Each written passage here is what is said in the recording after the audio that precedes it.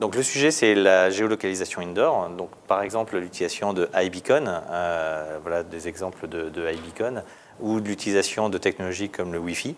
C'est de combiner les technologies pour proposer aux utilisateurs des nouvelles expériences utilisateurs, des nouvelles expériences notamment au travers du mobile utilisateur. Voilà un exemple d'utilisation, c'est parce que j'ai installé ce genre de beacon, de balise Bluetooth Low Energy au sein d'une agence connectée ou d'un centre commercial, par exemple, l'utilisateur qui utilise son application va, comme il est en proximité, automatiquement voir de l'information digitale en lien avec le monde physique. C'est d'adapter le contenu en fonction de là où il est. Par exemple, là, je suis en face de prospectus, je vais pouvoir récupérer les prospectus en version électronique. L'utilisateur change de place et va dans un autre endroit, par exemple proche d'une borne interactive, automatiquement on va avoir des informations concernant l'utilisation de cette borne interactive. Un autre exemple, orienté plus dans le retail bien sûr, on peut utiliser ce genre de balise ou des technologies Wi-Fi pour géolocaliser la personne, notamment sur la shopping list. La shopping list, imaginons que l'utilisateur a choisi des produits et arrive dans un centre commercial.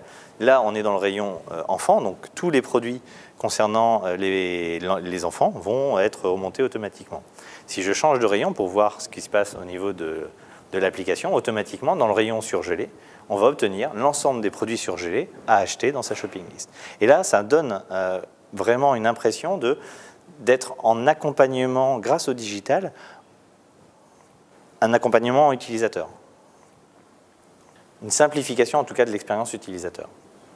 Donc ça, c'est des preuves de technique, c'est des preuves de concept. L'idée, c'est de pouvoir l'appliquer aussi bien dans les expériences utilisateurs dans son mobile, mais aussi sur l'ensemble des devices autour de l'utilisateur, que ce soit des nouveaux devices, à partir du moment où les devices sont connectés, par exemple les écrans digitaux, ou voire même les terminaux de paiement connectés. Donc ce que je vous propose, c'est prendre le cas d'Amélie, qui a son mobile dans sa poche, tout simplement.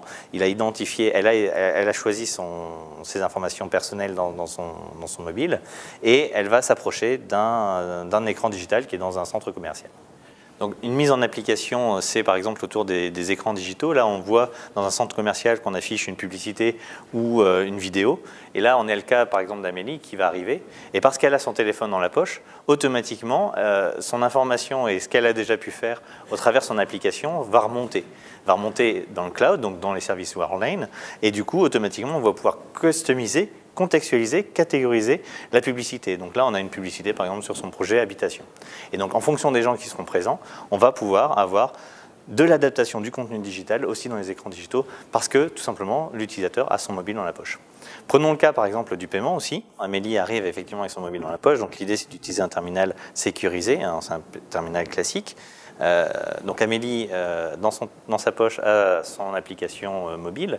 Elle a choisi effectivement sa photo, elle a défini sa photo, son nom, et surtout elle a choisi que dans cette boulangerie-là, donc là on est dans le cadre d'une démonstration de paiement dans une boulangerie, elle a autorisé de faire un paiement sans effort. C'est un exemple d'expérience. Et dans cette boulangerie-là, elle a choisi son moyen de paiement préféré. Donc là c'est le paiement avec une carte Visa.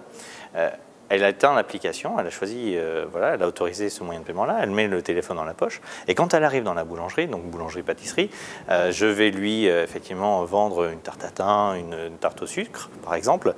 Je vais, au travers du terminal de paiement classique, plutôt que de faire un paiement carte et de lui demander de sortir sa carte, je vais choisir un paiement sans effort. Je vais indiquer le montant, donc j'indique le montant tout simplement. Et là, ce qui se passe, c'est qu'autour de ce terminal de paiement, on voit l'ensemble des gens qui ont autorisé ce moyen de paiement. Et notamment, je vois la photo d'Amélie que je vais pouvoir sélectionner. Et je vais demander à Amélie, sans avoir à sortir son téléphone, de saisir tout simplement son code PIN.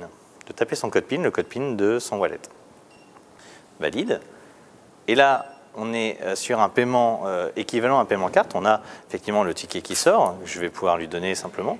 Sans avoir à sortir son téléphone, sans avoir à sortir sa carte, on est sur une nouvelle expérience utilisateur simplifiée.